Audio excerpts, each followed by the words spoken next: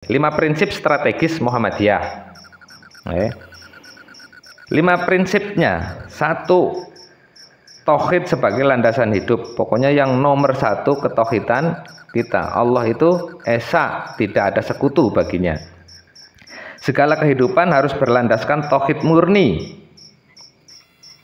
Jadi insya Allah ini akan membebaskan kita dari rasa yang sumpek, yang sempit, nggih. Kalau memang kita sedang ikhtiar kemudian tidak mendapatkan hasil yang sesuai harapan, ya sudah, kembalikan ke Allah.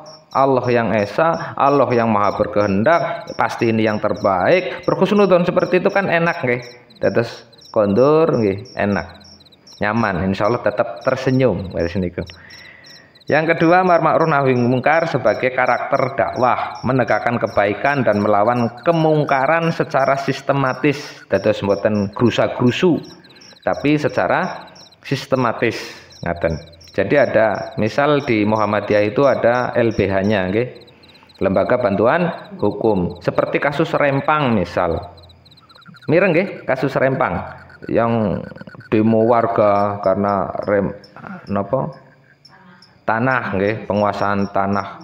Itu Muhammadiyah tetap proaktif dalam nahi mungkar itu. Namun tentu tidak grusa-grusu, tidak dilakukan secara anarkis, tapi melalui lembaga bantuan hukum. Wong-wong sing ngerti hukum, sing negosiasi harus niku. Jadi kita lakukan betul-betul secara sistemik. Kemudian ijtihad sebagai metode berpikir, selalu terbuka terhadap pembaharuan dengan tetap berpegang pada Al-Quran dan Sunnah. Ngaten. Ini juga bisa kita lihat di tafsir At-Tanwirnya yang memang baru 2 jilid. Muhammadiyah itu menegaskan bahwasanya At-Tanwir itu proyek peradaban, gitu, bukan hanya eksklusif duwene Muhammadiyah tok, mboten, tapi ini memang sumbangsih Muhammadiyah untuk peradaban ini. Nah, itu proyek tafsir At-Tanwir. Mudah-mudahan Allah lancarkan, segera disusun sampai dengan 30 juz. Yang keempat, tajdid sebagai orientasi gerakan, membersihkan Islam dari penyimpangan dan membawa Islam ke arah kemajuan. Tajdid ngertos nggih. Jadi pembaharuan ini bukan artinya baru sama sekali, mboten, tapi justru dikembalikan kepada asalnya. Misal ngapunten, awalnya misal syahadaten, konon sekarang menjadi sekaten, ngatos niku nggih. Kan ada gapura, ghafuro, beristighfar, kemudian melafalkan syahadatain. Tapi kan karena rame-rame begitu, mungkin sekarang menjadi satu tradisi namanya sekatenan. Nah, karena sudah melenceng jauh, maka harus diperbaharui ini. Lah, ngene memperbaharui bagaimana? Kembalikan ke asalnya. Misal seperti itulah. Jadi kita terus melakukan tajdid, terus melakukan pembaharuan. Wallahu alam, apa yang tadi saya sampaikan ini yang saya dengar. Mbok salah nggih, nanti tolong saya diluruskan. Ngaten nggih. Ini hanya untuk contoh.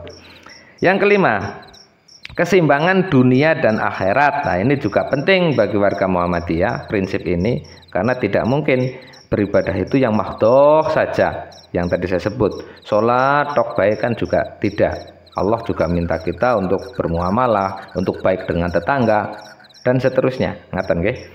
Tidak hanya berorientasi spiritual, tapi juga membangun kesejahteraan sosial. Sebagaimana alhamdulillah telah kita wujudkan, sekolah insya Allah ada di mana-mana, griyo sakit juga insya Allah sangat membantu pemerintahan ini dalam penanganan COVID, demam berdarah dan seterusnya. Alhamdulillah kita hadir. Sebagai kesimpulan, Muhammadiyah tidak sekedar berdakwah, tapi juga memiliki strategi yang jelas dalam membangun Islam sebagai sistem kehidupan. Lah niki, pada akhirnya kita harus menganggap agama ini itu bukan memberatkan, sebagaimana firman Allah. Allah juga kan yuridullah bikumul yusra wala yuridu bikumul usr. Allah itu pengen kemudahan, bukan kesulitan. Insya Allah ketika kita beragamanya kok benar, insya Allah hidup kita mudah ngaten. Ada memang oh pun adzan nggih. Saya tutup pengalaman saya tadi. Ada memang yang menyampaikan sebenarnya doa itu nggak berarti apa-apa begitu. Saya tanya kepada Bapak Ibu semua, rekan-rekan semua, kinten-kinten doa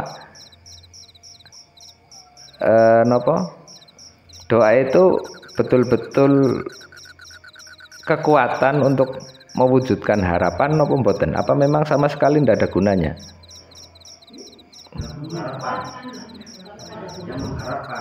Oke. Kinten-kinten doa itu punya manfaat untuk mewujudkan harapan napa mboten maksudnya? Ada. Oke. Berarti bermanfaat berdoa niku nggih. Nah, ada satu teman menyampaikan sebetulnya tanpa berdoa asal berusaha pasti kesampaian begitu. Tapi saya katakan doa itu bekerja secara ajaib, membangun kekuatan dari dalam, membangun harapan terus panjang, okay? Tidak putus asa. Itulah kekuatan doa yang kemudian secara historis, secara sejarah juga doa yang terus kita panjatkan kepada Allah Ta'ala, hanya only one, satu-satunya kepada Allah, insya Allah akan terus memperbaiki apa yang ada di dalam tubuh kita. Jadi insya Allah orientasi orang Islam itu kan mboten teng Jawi tok, tapi juga harus di dalam. Makanya disinilah Muhammadiyah hadir untuk kita, ben tidak terjebak di satu sisi saja. Spiritual dapat, dunianya juga dapat. Wabtaghi fima ataqallahu darul akhirah wala tansa nasibaka minad dunya. Ngaten nggih? Kula cekapi, mohon maaf segala kekurangan. Bila mana ada kebenaran itu datang dari Allah, bila mana ada kesalahan, kekhilafan kata, barangkali karena ketidaktahuan saya mohon maaf dan berlindung kepada Allah. Astagfirullahaladzim.